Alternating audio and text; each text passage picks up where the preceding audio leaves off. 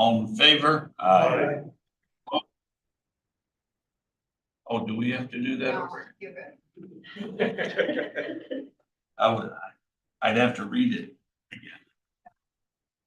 All right, we'll start right out with the Champlain Lake George Regional Planning Board amendments, the bylaw. That was sent out, right? And, Correct.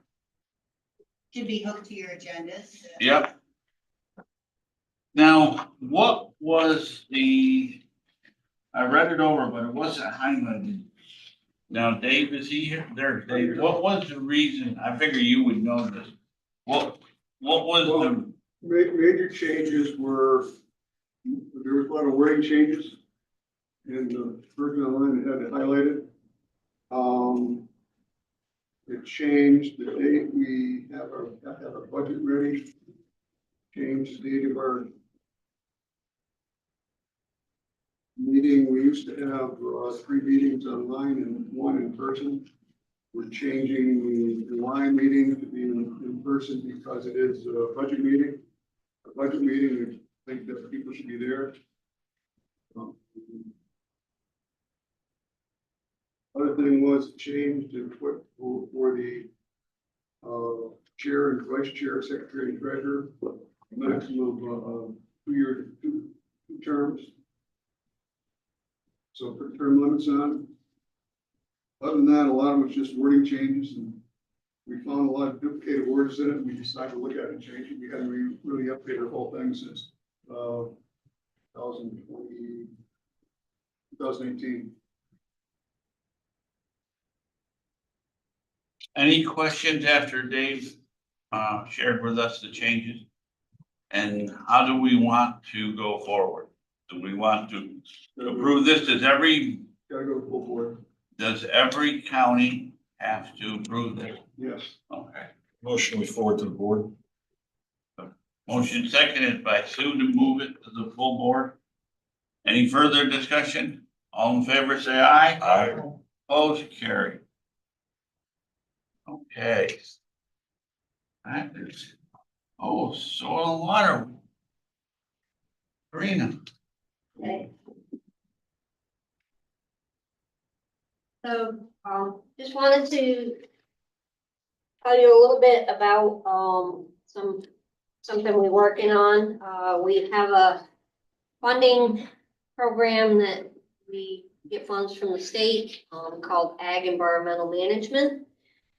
It's a way for us to do a planning process with small farms, large farms and whatnot to address environmental concerns on their farms and in their landscapes, and then help them address them either through technical assistance and providing insight on some management changes that they could make, or potentially to apply for funding to do implementation. So in order to stay in that program and keep up with what the state is requiring of us, we need to update our 5-year strategic plan.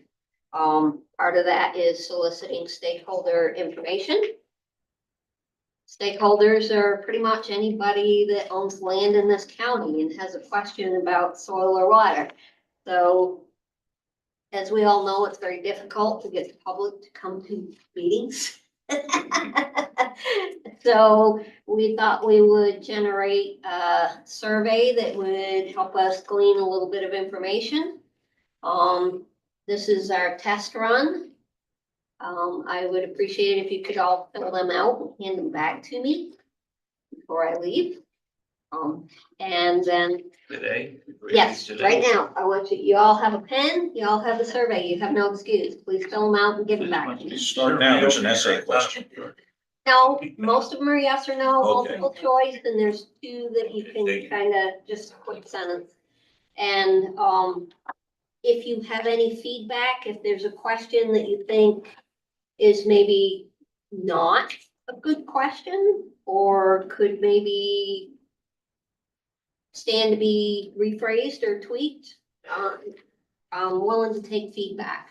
Because what we want to do is hand these out at any of the public meetings that we're having from now until probably November. At the fair, if we can get somebody to fill one out at the fair, that would be great. Trying to keep it simple, but get to the basis of what we need to know that the public has with concerns with agriculture and natural resources in this county.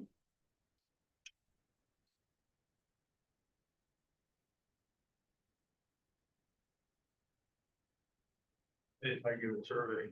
Oh, I'm sorry. Thank you, Orvis. We Did want you to get take a pen? the You can have a pen. now, does the board want to take 5 minutes and do this survey? Mine's done. Pardon me? I'm on it. Well, everybody gets one, right? Everybody in here has gotten one. No, I'm asking my committee. Do you want to take 5 minutes and do the survey? Probably do Okay, it while yeah. we- We're gonna take 5 minutes and do this survey. Do you compile data by the phone requests, email requests that you guys get for help? We have a form that we fill out when somebody calls us. It's called it's on our website. It's a request for assistance form, and we take down basic information, name, address, what the concern is. I got water ponding in my backyard, or my stream bank's falling in, or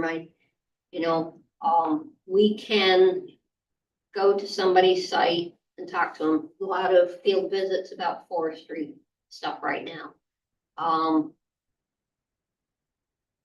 We cannot, if somebody calls us up and says, well, my neighbor is cutting down trees on my property and I want you to come talk to them, we cannot do that. The neighbor can come, or, they can ask their neighbor to come have a conversation with us and request us, but one landowner cannot compel us to go make a site visit on somebody else's landscape. We are not regulatory, and we're not gonna go out and try and resolve neighbor disputes. We can come to your property and discuss what's going on your property and give you some feedback as to our observations and possible options, but we do not get into the realm of neighbor disputes and things of that nature. And we can help provide information like, if people have questions about farms spreading manure, or, their general questions, trying to understand something, we can educate them on current agricultural practices and give them better information. But we're not gonna, go police that farm that they might have an issue with. They think the towns are gonna go police those activities too. If we don't police where the cows are, or sheep get locked away, or the chickens, In a lot of cases, it's trespassing, that's considered trespassing, and it's a civil offense, and they should go to their own attorneys. So on number 7, it says, what would you like to learn more about current agricultural practices that are meant to improve a farm's environmental impact? So I could take that as, I want to know how to tell the guy down the road to do his job better, or I could take it as, why don't you learn what our farms are doing to make things better? So I'm not really sure how you want to. Okay, Maybe that that one one, maybe so you shouldn't have know been a yes or no. Yeah, I don't like that one. Well, it is a yes or no, but I think it can be taken 2 ways, where you're opening a can of worms for people to say, oh, well, I went to a class and they told me about this, and I'm gonna tell you what you did wrong. Good point. So, I know that when we did it was a community pedestrian walk and looking at our main street. Yep. The difference between a rural community and a urban community or city community the plan that came through was definitely urban. The sizes of the agricultural vehicles are bigger. Yeah. A low boy can't go over an 8-inch curb. And when you have a radius of going around a corner. Yeah. Then that impacts, so I think just this information as we go forward with master comprehensive plans and looking at the community as a whole. Yeah. Helps with decision making. Yeah. So I think those discussions really need to happen around the table sometimes. There has been change. Yeah. In farms and in Salem, each of the farms are. Yeah, you guys are kind of in the center, except for the north. Right, and so when you put the compass point on the barn and you do the radius. Yeah. It's not a 5-mile radius anymore. Yeah. It's 20 or 30 mile radius. So there's always that crossover. So as we do infrastructure, we need to think about how we can work together. Yeah. So I think that's something that in planning process. Yep. Just So is there something you think we should add to this as far as, agriculture being a part of discussion? I mean, and it's not just like the traffic type of thing, it's farm stands and, somebody might put a farm stand up and not think about traffic stopping and they're on a blind corner and they're expecting people to park on the road, not having parking spaces. That's always out there personally for me. I have not had that phone call. Or as a town supervisor, in fact, they welcome the farm stands. Yeah. I often watch a couple of them on Route 22.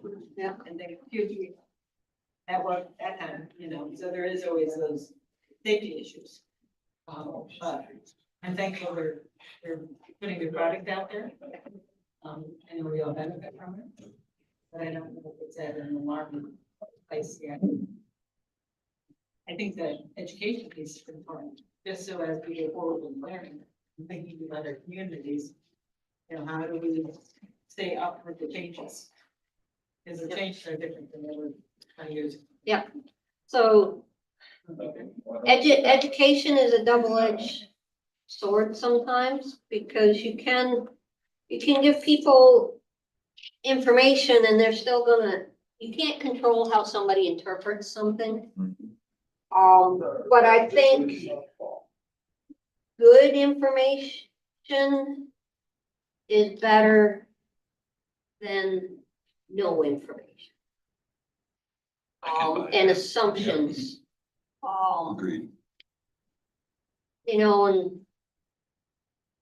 sometimes when we do get those phone calls where somebody is upset with their agricultural neighbor, and I want to continue to say agricultural, because I know there's a lot of, there are a lot of large dairy farms, but there are also a lot of other farms in this county that contribute a great deal to the county economy, and Now, we that can't leads just me to focus on question one. number 9 you had on that page.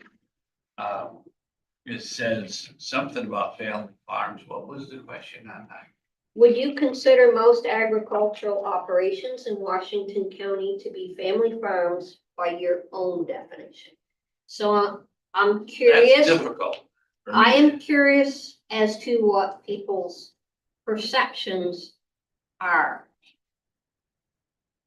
I don't wanna define what a family farm is for the entire, county population. I wanna know what people feel is family farm, if they perceive the farms. You wanna know if someone's looking at, if they consider a 35 head dairy is the family farm, or Ideal Dairy is family farm. I'm just curious what the perception is on. Do people consider the operations in this county to be family farms, or? Because I would say probably 95% of them are. If not 99. I could be wrong. Our family farm, yeah. Be Well, interested to see the results of the survey. I mean, we're not gonna like, compile a huge No. list and we're just trying to get a feel for public perception Sure. of agriculture and how that can inform how we move forward with working with farms and maybe where we need to do more work and where we don't have as much critical concerns. And the other question I had was where you circle the, what different types of farms there are, how many different? Yeah, you didn't fill that one. Or somebody didn't do that. Now, I did mine, but, is there a right and wrong answer? There's gotta be only so No. many No, different there's- types of farms, right? Again, we want to know what, Absolutely not. well, what the public perception is. Does the public think there's only 5 types of farms in this county because they have a big vegetable farm right next to their house? And that's all they see is people going in and getting strawberries and blueberries and sweet corn. And, that's their limited view of what agriculture is in the county, or do they live next to an apple orchard or a dairy farm? And that's the view. We're just trying to see what, the public, maybe how educated they are on agriculture in this county too. Making maple syrup, is that considered a farm? Maple syrup, yes. Yeah. Sugar rush. Christmas trees. If you get an exemption for hops, cannabis is an ag product. There might be some people who don't like living next to that type of an operation. Their kids. I know what it smells. Okay. Yeah, so just kind of trying to tease out what general thoughts are on agriculture in this county. And the survey is gonna help you with your 5-year plan? Yes, because we can take this information and figure out some of the priorities we need to look at. Some people might be wondering why we're not doing enough with forest landowners for carbon sequestration. Well, good. The only other thing I had is the Lake Champlain Basin Program seeks proposals for projects to improve public waterfront access. So, Hewlett Park and the Fordian Beach are Would kind of, that apply for the county? One time I brought up about putting in a boat launch on Route 4 on the Hudson River. so this is Lake Champlain, so Oh, Hudson- just for Lake Champlain? these Oh, are I thought, just funds for Lake Champlain, so it'd be the top half of the county. Sorry, well, some of different the Hudson River, watersheds is, yeah, some of the Hudson River flows into Lake Champlain. through the canal. There's still a lot of, Let's try again. yeah, a lot of discussion on that. Thank you. Thank you for filling these out. Deb has a copy if we. I appreciate it. If you have any other feedback, we'll probably have a finalized version on our website. And anytime you get people that call and they're complaining about things that you don't know as you have the best answer for, feel free to send them in our direction and we can certainly try to. If it pertains to soil and water. Yeah. I'm good at holding the phone out here and saying, yeah, until we get talked down off the cliff and then try to do a little education, so. Well, thank you. Familiar for all. of us. Anybody have any questions for Karina? Thank you, ma'am. Thank you all. Have a very much. great day. ESD feasibility study grant, what is that something that Laura is going to discuss? Here she is.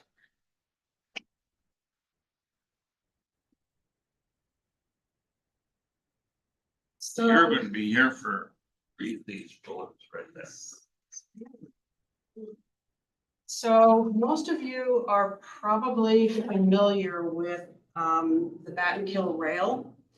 So Battenkill Rail is actually a train operator. Battenkill Rail operates on the assets, i.e. the tracks and lands owned by Northeast Rail. Northeast Rail has had some board sentiment changes recently concerning the assets of the organization.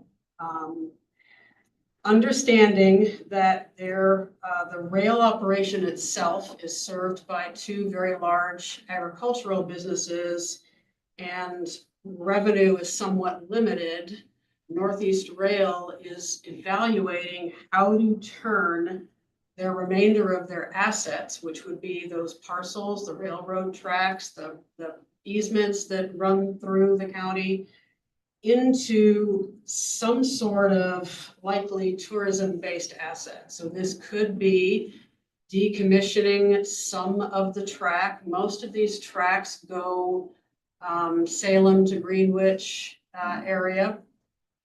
Could be those, hand rail bike things. It could be outright selling some of the parcels.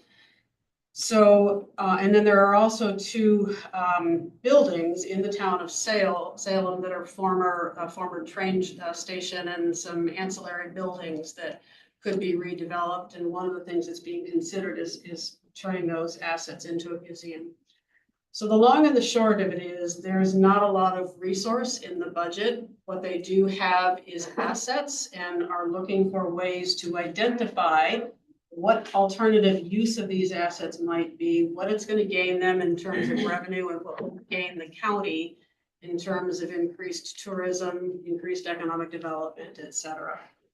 So Labella has been, an engineering company, has been working with the town of Greenwich on another project, but this dovetailed into it. So as part of that effort, they have mapped out the assets of where the rail tracks are, where the parcels are, et cetera. So I can pass these maps around for you to look at. But so there's been a bit of a beginning to this project, but meanwhile, it's going to take a whole lot more because there's deep research that has to be done. There's public meetings that have to be done in terms of what might work, what might not work, et cetera. So we are proposing to apply in this current year's CFA, which is due at the end of July, for an Empire State Development feasibility study.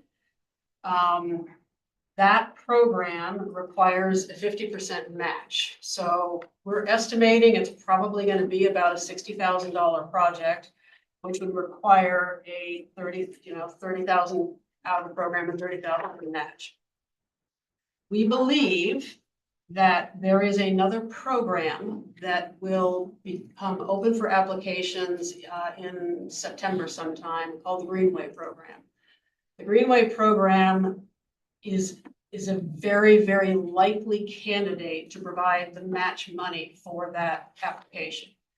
The problem is putting a grant application in with we might be able to match your money later on, but we can't tell you for sure right now, is not going to be a good way to get a yes in terms of granting that award. So what we have had discussions with the towns of Salem and the town of Greenwich regarding if Greenway, if an application will go in, if it is not funded, would the county and the two towns be willing to each contribute some funding towards that match? Because I do believe that this has the potential to be a tourism benefit to not just Salem and Greenwich, but it has a potential to bring visitors in from outside the area and impact some of our other towns as well. I have the tourism reserve fund, which is where we've been putting extra for the unallocated occupancy tax for the past few years.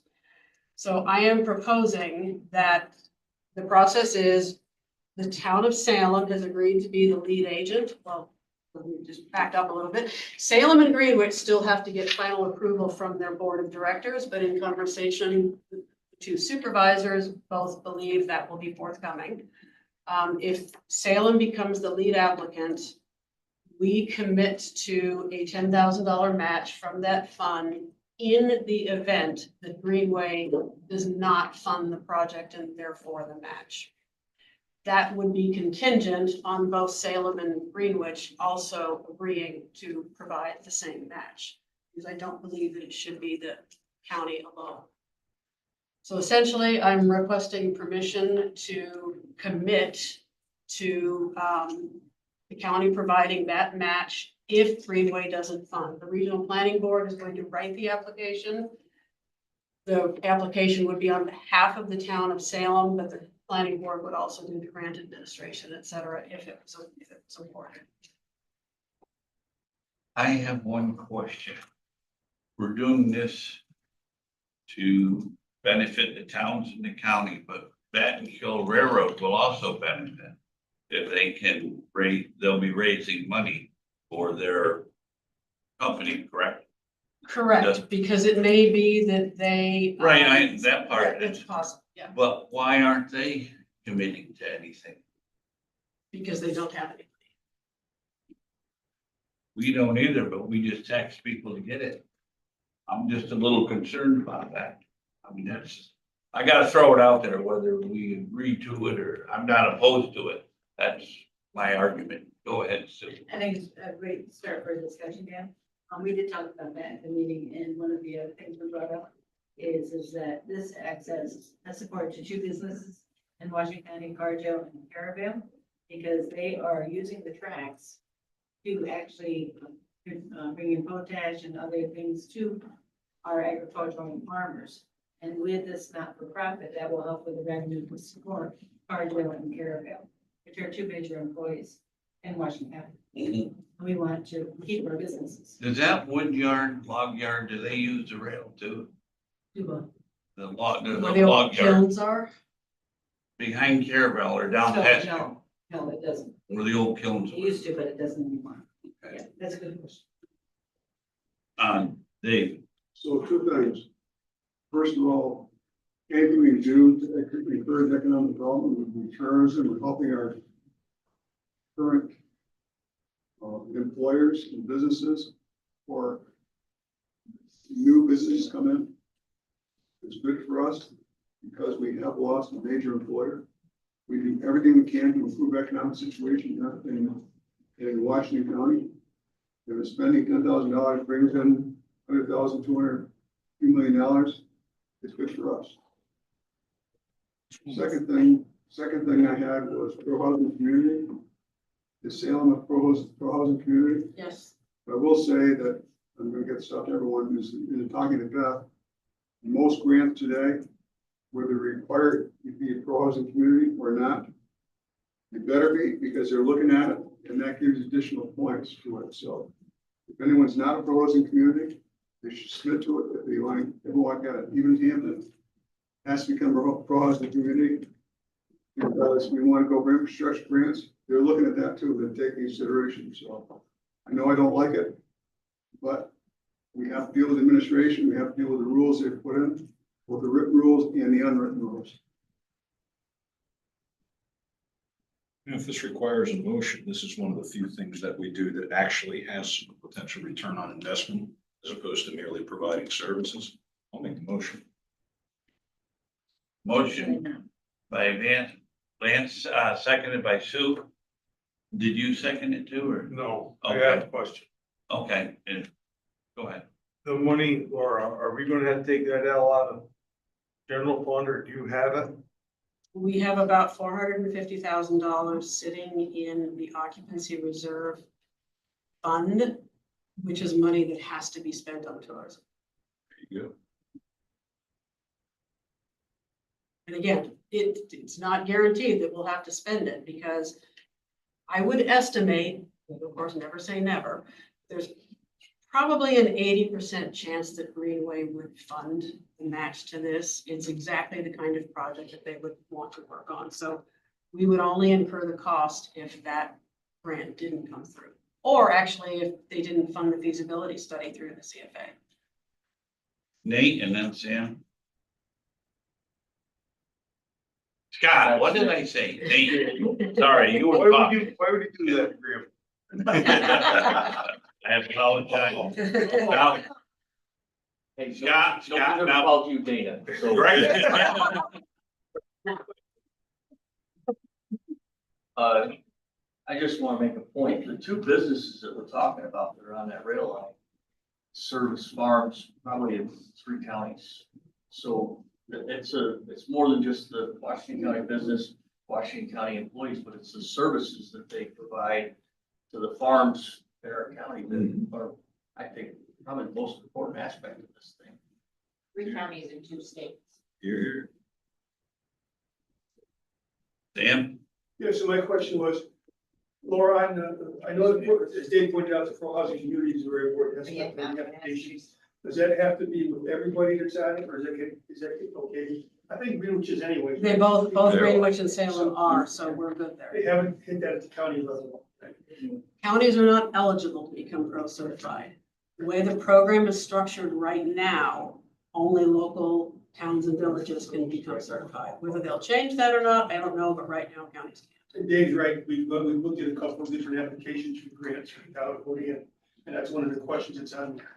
I believe that I have repeatedly said in several meetings that it's only going to become more and more of a requirement for different pots of funding. It started out with 1 or 2, and now most of them either require it or give you extra credit points for it. is there any more questions on this matter? If not, all in favor, say aye. Aye. Opposed? Carried.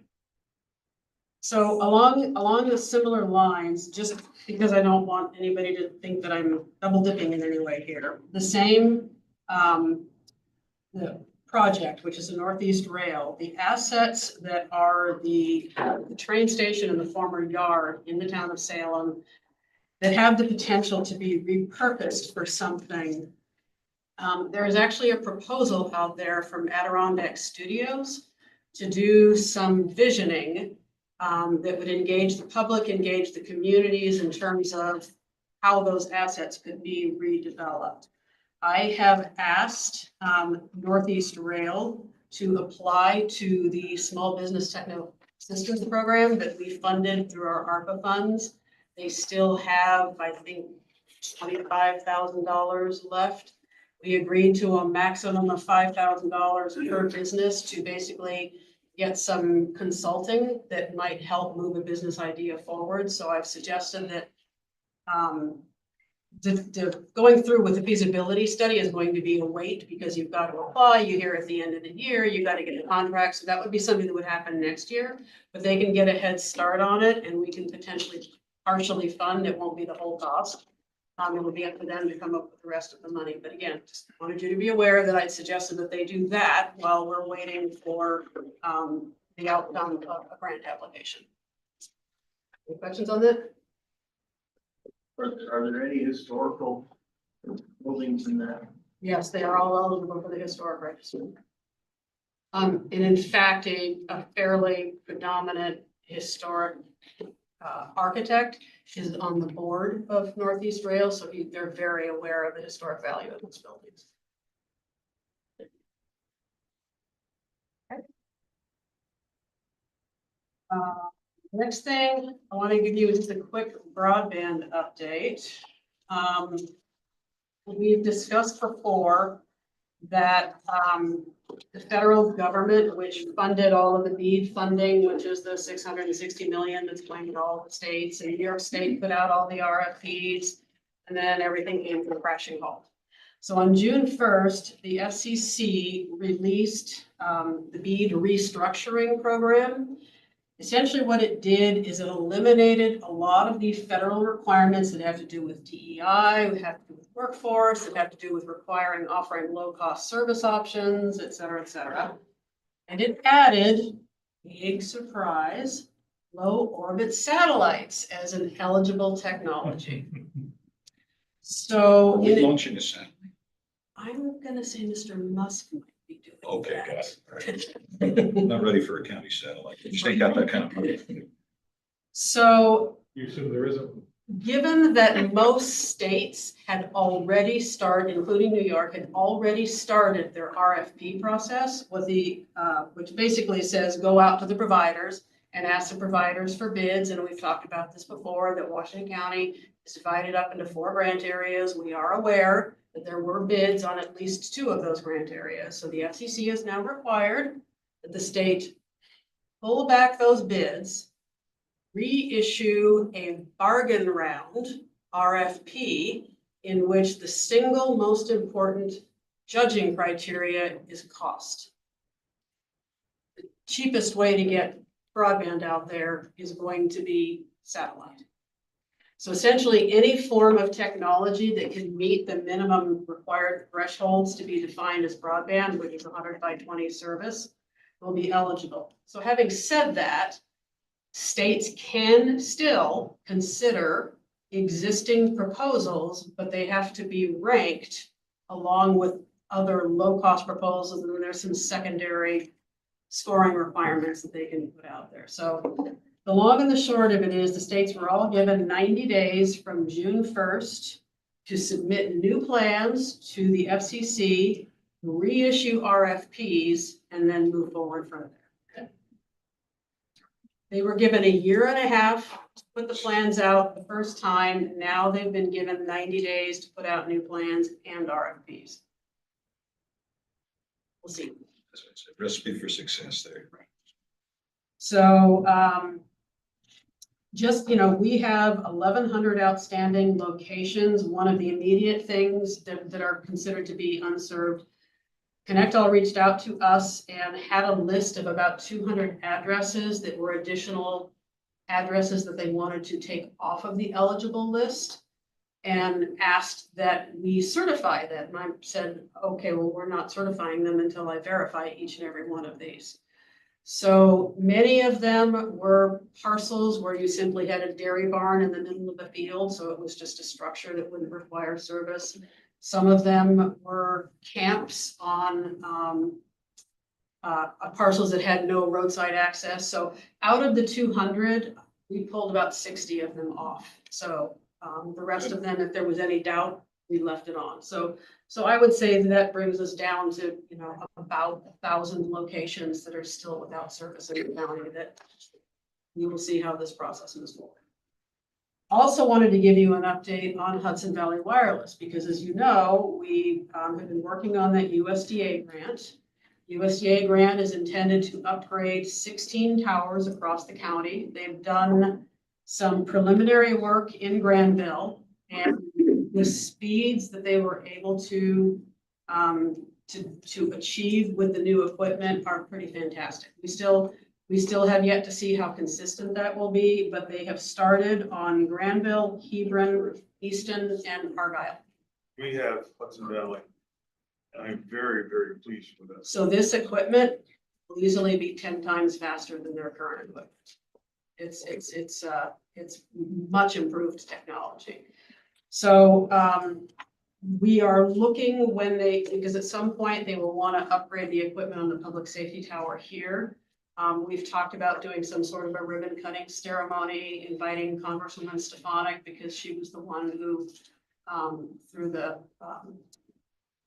community funding, who basically funded that project. So I will keep you updated, but I just want to, poor Jason called me yesterday and said, I am not sending my guys to climb towers tomorrow. I'm just not going to do this. Like, good thinking. So, but we're making progress, which is a good thing. Any other questions on broadband? Okay.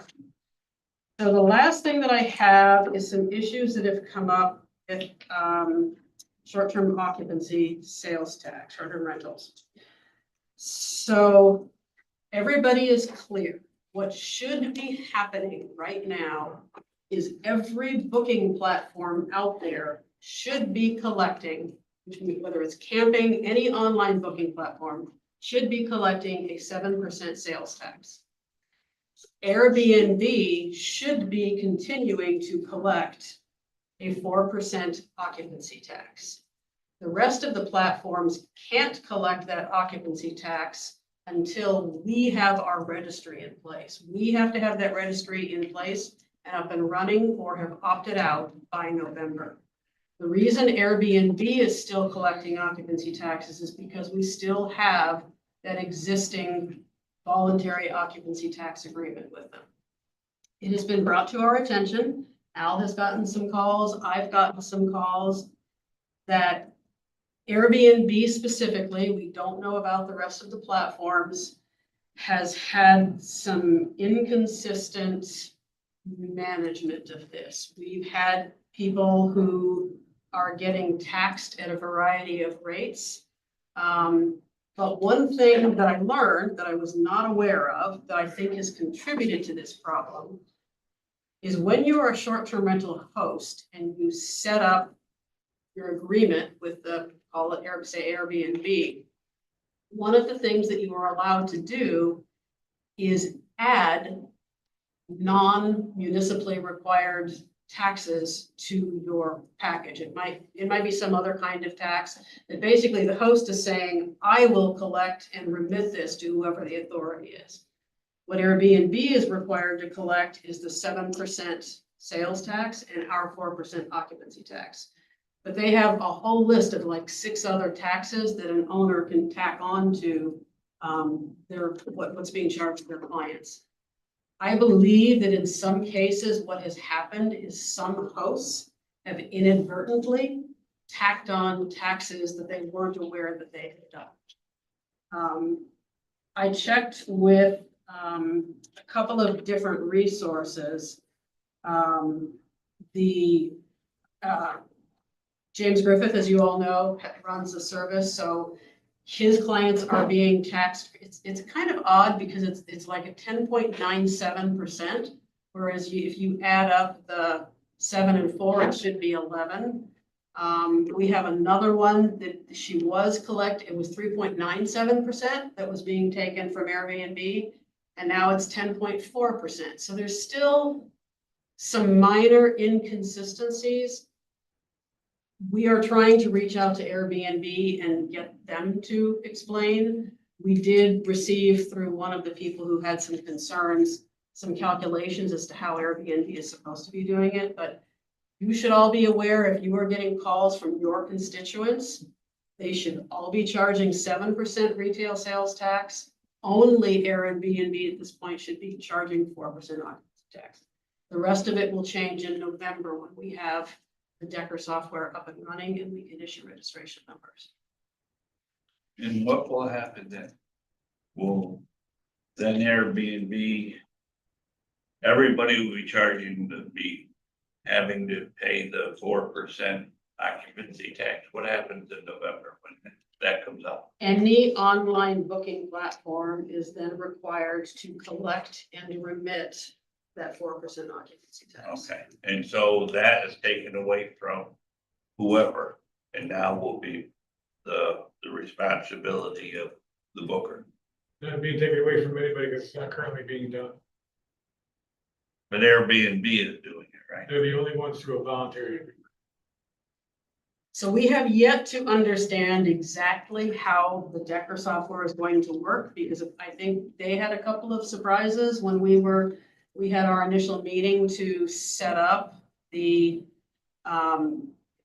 their platform was initially designed for a county that is collecting that occupancy tax. In this case, the state law says, and our local law gave the booking platforms the authority to collect that tax and remit it back to the counties. So we still have to find like how that software is going to work. And I'm like really hoping that we don't have to go in and authorize each and every short-term rental that they did or didn't. Like, hopefully the software does that for us, but it's, we're still in very early stages on that. Well, We get today. That's right. We have a meeting today. Yes. I think you reminded me. In November, when this kicks in, the state will be enforcing that, or the county is gonna be? County will enforce occupancy tax, sales tax. Well, suppose I mean, we're gonna know the bookings are there, so that's an Al question, whether we have any authority to, I don't think so. I Tax and assume it's finance, state. tax and finance will enforce the sales tax portion. It's up to the county to enforce the occupancy tax portion and Okay, then stop right there. How does the county enforce the occupancy tax portion? there are, in the legislation, there are certain fines and and even our local law gives some authority locally on how that enforcement mechanism works. So does that come out of Laura's office or your office for reviewing the Cs? It'll be mine, sir. You will have to review all the bookings. One way or another. Again, to Laura's point, there are some efficiencies in the program that we believe are going. They're gonna be able to look, so they scrub the internet for bookings that are on the web. We'll be able to compare that scrubbing to the actual reporting, and there'll be a variance list then generated. So I think there will be an efficient way to track down the enforcement. The other thing that the platforms won't be able to list a host after November who isn't registered with us. They literally need our registration number to even appear on their platform. So it's a pretty strict program, the way that it's written. Okay. Any questions on this matter? Do you have anything else you want I to? do not. Does anyone, have I got any other business? Do we, or have we got any other business? Shelley, are you here for business? No. Oh. Well, that makes it easy. Going once, going twice, meeting adjourned. Order of committee chairman